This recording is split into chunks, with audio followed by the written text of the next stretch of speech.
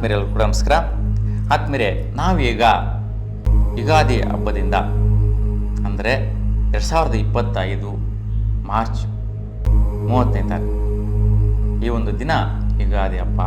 ಹಾಗಾಗಿ ಈ ಒಂದು ಯುಗಾದಿ ಹಬ್ಬದಿಂದ ಪ್ರಾರಂಭ ಮಾಡಿ ವರ್ಷ ಪೂರ್ತಿ ಅಂದರೆ ಬರುವ ವರ್ಷ 2026 ಮಾರ್ಚ್ ತಿಂಗಳಲ್ಲಿ ಬರುವಂತಹ ಯುಗಾದಿವರೆಗೂ ಕೂಡ ಈ ಒಂದು ವರ್ಷ ಪೂರ್ತಿ ನಮ್ಮ ಹಿಂದೂ ಸಂಪ್ರದಾಯಬದ್ಧವಾಗಿ ಹೊಸ ವರ್ಷದಲ್ಲಿ ಬರುವಂತಹ ಪ್ರತಿ ತಿಂಗಳುಗಳು ಯಾವ ರೀತಿ ಗ್ರಹಗತಿಗಳಿಂದ ಇರುತ್ತೆ ಅನ್ನುವಂತಹದ್ದು ಈ ಒಂದು ಮೀನ ರಾಶಿಯವರಿಗೆ ಹೇಗಿದೆ ಅನ್ನುವಂತಹದ್ದನ್ನು ನಾವು ನೋಡೋಣ.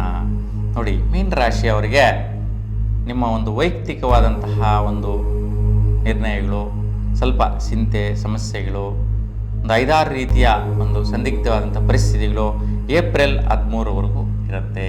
ಹಾಗಾಗಿ ಏಪ್ರಿಲ್ 13ನೇ ತಾರೀಕುವರೆಗೂ ಒಂದು ಎಲ್ಲ ರೀತಿಯ ಆ್ಯಕ್ಟಿವಿಟೀಸ್, ನಿಮ್ಮ ಒಂದು ವೈಯಕ್ತಿಕವಾಗಿ ನಿಮ್ಮ ಸುತ್ತಲೂ ನಡೆಯುವಂತಹ ಕೆಲಸ ಕಾರ್ಯಗಳಾಗಿರ್ಬೋದು, ಯಾವುದೇ ಒಂದು ನಿರ್ಣಯಗಳಾಗಿರ್ಬೋದು, ಒಂದು ಅಭಿವೃದ್ಧಿಗಳಾಗಿರ್ಬೋದು, ಅಂದುಕೊಂಡ ಸಮಯಕ್ಕೆ ಕಾಲಕ್ಕೆ ತಕ್ಕಂಗೆ ನಡೆಯೋದಿಲ್ಲ.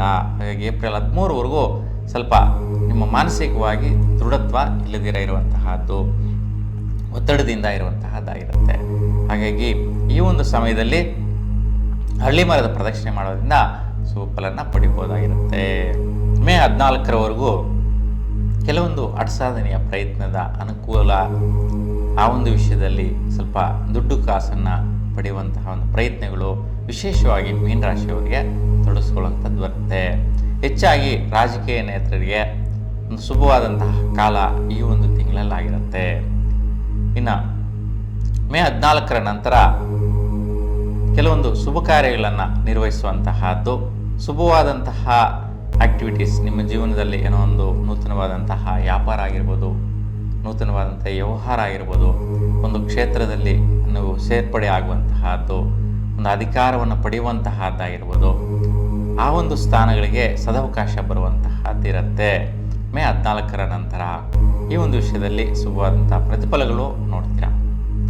ಇನ್ನು ಜೂನ್ 15ರ ನಂತರ ವಿಶೇಷವಾಗಿ ನಿಮ್ಮ ಸ್ವಸ್ಥಾನದಲ್ಲಿ ನಿಮ್ಮ ಮನೆಯ ಕಡೆ ಅಂದರೆ ಬೆಳೆಗಳಾಗಿರ್ಬೋದು, ಭೂಮಿ ವಿಚಾರ ಆಗಿರ್ಬೋದು, ಒಂದು ವ್ಯಾಪಾರ ವ್ಯವಹಾರಗಳಾಗಿರ್ಬೋದು, ಈ ಒಂದು ವಿಷಯದಲ್ಲಿ ನಿಮ್ಮದೇ ಆದಂತಹ ಒಂದು ಪ್ರಯತ್ನ ಕಾರ್ಯಗಳು, ಅಭಿವೃದ್ಧಿ ಕಾರ್ಯಗಳು, ಮನೆ ಕಡೆ ಶುಭವಾದಂತಹ ಸೂಚನೆಯ ಪ್ರತಿಫಲಗಳು ನೀವು ಮಾಡುವಂತಹದ್ದಿರುತ್ತೆ. ಇನ್ನು ಜುಲೈ 16ರವರೆಗೂ ವಿಶೇಷವಾಗಿ ಯಾರೆಲ್ಲ ಗರ್ಭಿಣಿ ಸ್ತ್ರೀಯರಿದ್ದೀರಾ ಅಂತಹ ಅವರಿಗೆ ಶ್ರೇಷ್ಠವಾದಂಥ ಮಕ್ಕಳು ಜನಿಸುವಂತಹದ್ದು, ನಿಮ್ಮ ಮನೋಸಂಕಲ್ಪ ಇದ್ದ ರೀತಿಯಲ್ಲಿ ಮಕ್ಕಳು ಜನಿಸುವಂತಹ ಒಂದು ಭಾಗ್ಯ ಈ ತಿಂಗಳಲ್ಲಿ ಯಾರೆಲ್ಲ ಹುಟ್ಟುತ್ತಾರೆ ಅಂತಹ ಅವರಿಗೆ ವಿಶೇಷವಾಗಿ ಗಜಕೇಸರಿ ಯೋಗ ಬಲ ಬರುವಂತಹದ್ದು, ಅಂದರೆ ಆನೆಯ ಬಲದಷ್ಟು ಪ್ರತಿಫಲದಾಯಕವಾದ ಫಲ ಸಿಗತ್ತೆ. ಯಾಕಪ್ಪ ಅಂದರೆ ನಿಮ್ಮ ರಾಶಿಯಿಂದ ಪೂರ್ವ ಪುಣ್ಯಸ್ಥಾನದಲ್ಲಿ ವಿಶೇಷವಾಗಿ ಸೂರ್ಯ ಸಂಚಾರ ಆಗುವಂತಹದ್ದಿರುತ್ತೆ. ಈ ಸಮಯದಲ್ಲಿ ಉತ್ತಮವಾದಂತಹ ಅನುಕೂಲತೆಗಳು ನೋಡ್ತೀರಾ. ಈ ಒಂದು ಮಕ್ಕಳಾಗುವಂಥ ವಿಚಾರದಲ್ಲಿ ಒಂದು ಶ್ರೇಷ್ಠವಾದಂತಹ ಮಕ್ಕಳು ಜನಿಸುವಂತಹದ್ದು ಆಗತ್ತೆ.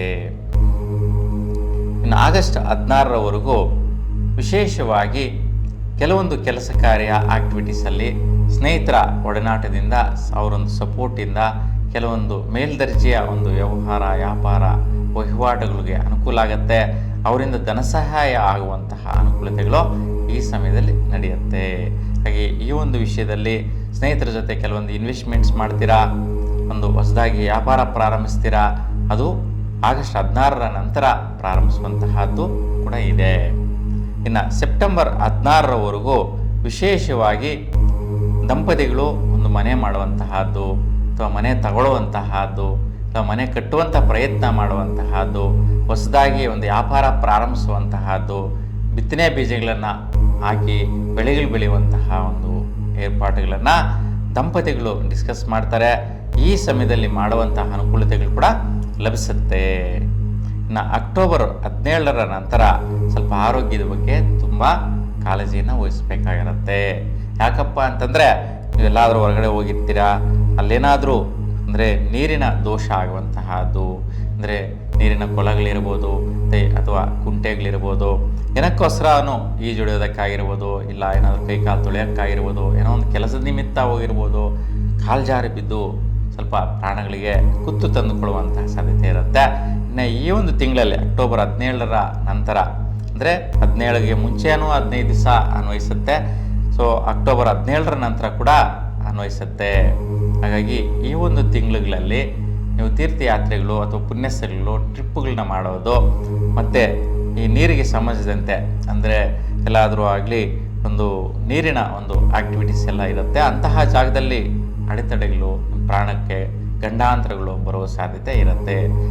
ಈ ಸಮಯದಲ್ಲಿ ತುಂಬ ಜಾಗೃತೆಯಿಂದಿರೋದು ಉತ್ತಮವಾಗಿರುತ್ತೆ. ಈ ರೀತಿಯ ತೊಂದರೆಗಳಿದೆ ಅಂತ ಅನಿಸಿದರೆ ನೀವು ಬಹುಮುಖ್ಯವಾಗಿ ನಿಮ್ಮ ಮನೆಯಲ್ಲಿ ಪೂರ್ವ ದಿಶೆಯಲ್ಲಿ ತುಪ್ಪದ ದೀಪವನ್ನು ಸಾಯಂಕಾಲದೊತ್ತು 6 ದಿನಗಳ ಕಾಲ ಬೆಳಗಿಸೋದ್ರಿಂದ ನಿಮ್ಮ ಮನೆಯಲ್ಲಿರ್ತಕ್ಕಂಥ ಆಯುಷ್ಯ ದೋಷ, ನಿಮಗಿರ್ತಕ್ಕಂಥ ಗಂಡಾಂತರ ದೋಷಗಳು ನಿವಾರಿಸುವಂತಹದ್ದಿರುತ್ತೆ.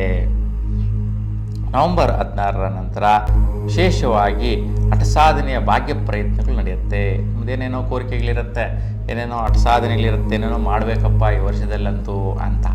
ಆ ಒಂದು ವಿಷಯದಲ್ಲಿ ನಿಮ್ಮದೇ ಆದಂತಹ ಒಂದು ಅನುಕೂಲತೆಗಳು, ಸಹಕಾರ, ಸಪೋರ್ಟು ಇವೆಲ್ಲ ಸಿಗತ್ತೆ. ಮಿತ್ರರಿಂದ ಆಗುತ್ತೆ, ದುಡ್ಡು ಕಾಸಿಂದ ಬರುತ್ತೆ. ನಿಮ್ಮ ಜೀವನದಲ್ಲಿ ಭಾಗ್ಯ ಅನ್ನುವಂತಹದ್ದು ಬಾಗಿಲು ತೆರೆಯುತ್ತೆ. ಆ ರೀತಿಯ ಒಂದು ಅವಕಾಶದ ದಿನ ನಿಮಗೆ ಪ್ರಾರಂಭ ಆಗುವಂತಹದ್ದು ನವೆಂಬರ್ 16ರ ನಂತರ. ಈ ಒಂದು ದಿನಾಂಕವನ್ನು ನೀವು ಗುರುತಿಸಿಕೊಂಡು ಗಮನಿಸೋದು ತುಂಬ ಉತ್ತಮವಾಗಿರುತ್ತೆ. ಇನ್ನು ಡಿಸೆಂಬರ್ 15ರ ನಂತರ ವಿಶೇಷವಾಗಿ ಧರ್ಮ ಕಾರ್ಯಗಳು ಮಾಡುವಂತಹದ್ದು, ಧರ್ಮಕ್ಷೇತ್ರಗಳಿಗೆ ದರ್ಶನ ಮಾಡುವಂತಹದ್ದು ಮತ್ತು ದೇವಾಲಯಗಳಿಗೆ ನಿಮ್ಮದೇ ಆದಂತಹ ಒಂದು ಕಾರ್ಯಗಳನ್ನು ನಿರ್ವಹಿಸುವಂತಹ ಪ್ರಯತ್ನಗಳನ್ನು ಮಾಡುವಂತಹ ಯೋಗ ನಿಮ್ಮದಾಗಿರುತ್ತೆ. 2026 ಜನವರಿ 14ರ ನಂತರ ಕೆಲವೊಂದು ವೈಯಕ್ತಿಕವಾದಂತಹ ಕೆಲಸ ಕಾರ್ಯಗಳಲ್ಲಿ ಆದಾಯಗಳನ್ನು ರೂಢಿಸುವಂತಹದ್ದು, ದೀರ್ಘಕಾಲಿಕವಾಗಿ ಅಂದರೆ ಲಾಂಗ್ ಟರ್ಮಲ್ಲಿ ಇನ್ಕಮ್ ಬರಬೇಕು ಅನ್ನುವಂತಹ ಒಂದು ಆದಾಯದ ಕೆಲಸ ಕಾರ್ಯಗಳ ವಿಚಾರದಲ್ಲಿ ಇನ್ವಾಲ್ವ್ ಆಗ್ತೀರಾ. ಆ ವಿಷಯದಲ್ಲಿ ಕೂಡ ಅದೇ ರೀತಿ ಆದಾಯಗಳು ಗಳಿಸುವಂತಹದ್ದಿರುತ್ತೆ. 2026 ಫೆಬ್ರವರಿ 12ರ ನಂತರ ಕೆಲವೊಂದು ದೀರ್ಘಕಾಲಿಕವಾದಂಥ ಆದಾಯಗಳಿಗೋಸ್ಕರ ಅವನ್ನು ಪಡೆಯೋದಕ್ಕೋಸ್ಕರ ಇನ್ವೆಸ್ಟ್ಮೆಂಟ್ಸ್ ಮಾಡ್ತೀರಾ, ಖರ್ಚುಗಳು ಮಾಡುವಂತಹ ದಿನಗಳಾಗಿರುತ್ತೆ. ಇನ್ನು 2026 ಮಾರ್ಚ್ 14ರ ನಂತರ ಕೆಲವೊಂದು ನಿಮ್ಮದೇ ಆದಂತಹ ಮನೋಸ್ಥಿತಿಗೆ ಅನುಸರಿಸುವಂಥ ವೈಯಕ್ತಿಕ ನಿರ್ಣಯಗಳಲ್ಲಿ ಸಫಲತೆಯನ್ನು ಪಡೆಯುವಂತಹ ಕೂಡ ನೋಡುವಂತಹದ್ದಿದೆ. ಒಟ್ಟಾರೆಯಾಗಿ ಒಂದು 4 ತಿಂಗಳುಗಳಲ್ಲಿ ಸ್ವಲ್ಪ ವೈಪರೀತ್ಯ, 8 ತಿಂಗಳ ಕಾಲ ಶುಭ ಫಲಗಳಿದೆ. ಹಾಗೆ ನಿಮ್ಮೆಲ್ಲರಿಗೂ ಕೂಡ ನಿಮ್ಮ ಇಷ್ಟದೇವರ ಅನುಗ್ರಹ ಸದಾಕಾಲ ನಿಮ್ಮ ಮೇಲೆ ಇರಲಿ ಅಂತ ಭಗವಂತನಲ್ಲಿ ಪ್ರಾರ್ಥಿಸ್ತಾ ಎಲ್ರಿಗೂ ಕೂಡ ಶುಭವಾಗಿರಿ. ನಮಸ್ಕಾರ.